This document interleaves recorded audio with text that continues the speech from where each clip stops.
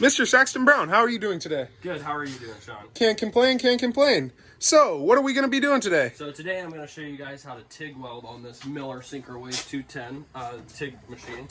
And so first what we got to do, we got to plug it into our power source. There we go. And turn it on with the on button. The display will light up. Okay, and today, since we're welding steel, we'll be on DC TIG. And our part here is pretty thick, so we're just going to go ahead, set our machine to 210 amps, which is the high point. This is the most this machine will put out. Now, for someone that's inexperienced, is there some sort of chart that can measure how much power you should put that is? Definitely, there's for sure a chart. You could get them at your local welding shop. They look like this. It's a Miller TIG calculator. So how you use this is this little black mark. You pull it up, slide it up to whatever your desired weld is that you're going to be doing. So if you're going to be doing an 1/8 inch aluminum fillet weld, put the marker right there, and up here it'll tell you the specs of what you should be running. TIG calculator, local welding shop. That'll help you out a lot. What would be the proper torch and filler setup for this piece of tractor? So for this job, we're going to be using our torch right here. We're running a gas lens with a number 8 cup.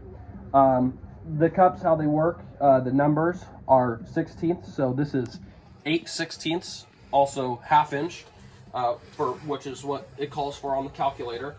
This one does have a valve to shut the gas on and on, or on and off.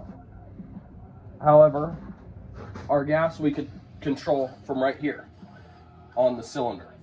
All right, so for this job, we're going to be using number 8 cup, and then we're using pure argon. And for this, what you want to do, how to set up your argon, you want to step on the foot pedal down here.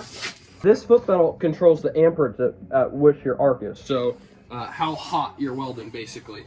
And that's controlled with your foot, so pushing it down is full throttle, which is whatever your machine is set at. That is going to be 100% of this.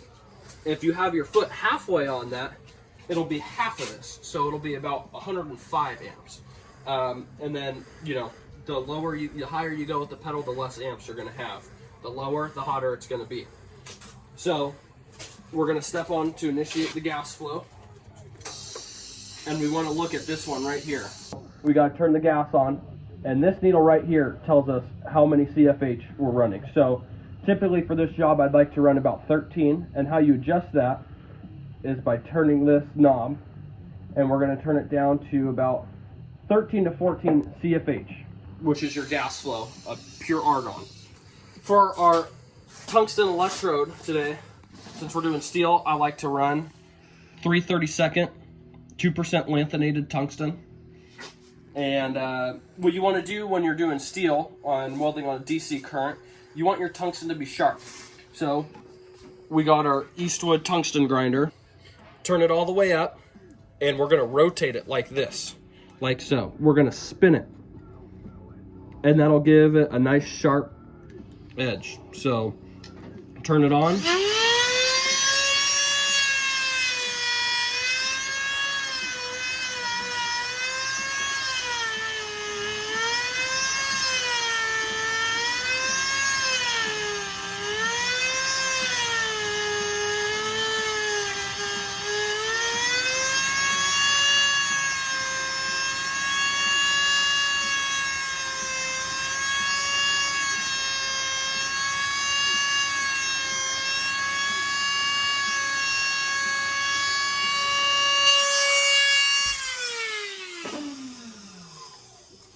And there you have it. Now you got a sharp tungsten.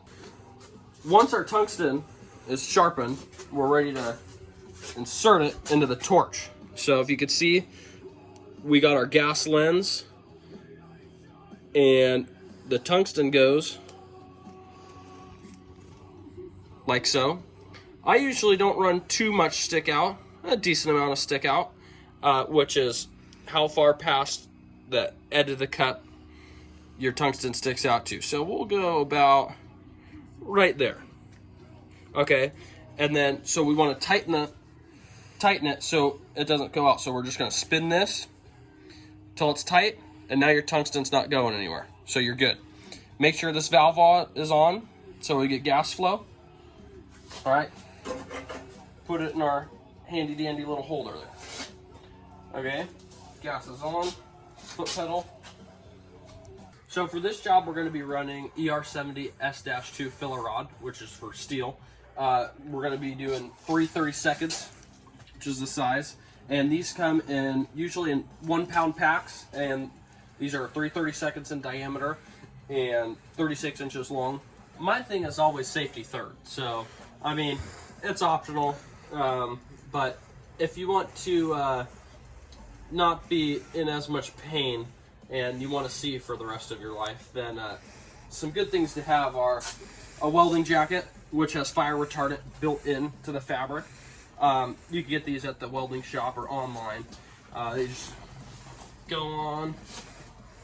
You could button them up. That's cool, has flames on it. All right, you want to have one of these so you protect your skin. The TIG welder especially, the arc is brighter than the sun, so, and that's right next to you, so fuck off. Continue. You also want to get some good gloves. Then you want to have your welding hood. This is one of the Miller auto darkening ones. It also has a cool flip up clear for grinding and stuff. You want to be wearing boots just in case you get any molten metal that goes on the ground, because when you take a chunk in the foot, it doesn't feel so good. But that's about it for safety equipment. You should have a fire extinguisher, but like I said, safety third. But yeah.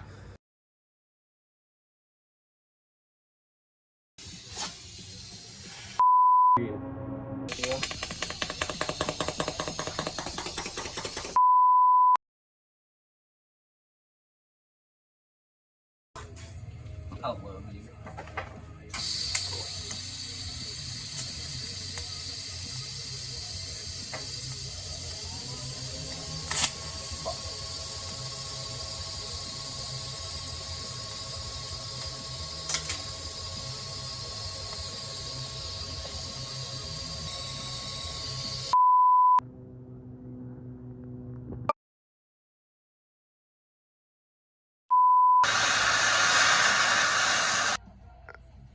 So